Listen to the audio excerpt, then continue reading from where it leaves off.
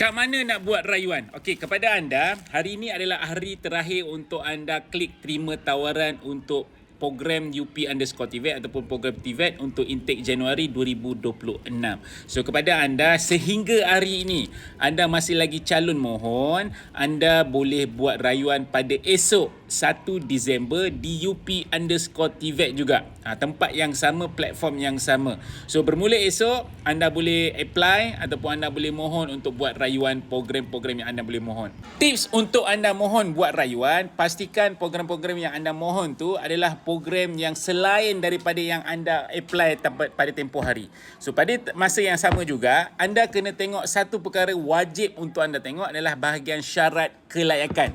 Syarat kelayakan akan membantu untuk anda lebih confident ataupun lebih untuk memenuhi syarat kelayakan mereka supaya anda berpotensi untuk diterima. Dan kena ingat, dalam tempoh rayuan ini, kapasiti tak banyak dan anda kena bersaing dengan ramai lagi orang. So, masa anda pilih tu, make sure anda pilih program yang memenuhi syarat kelayakan.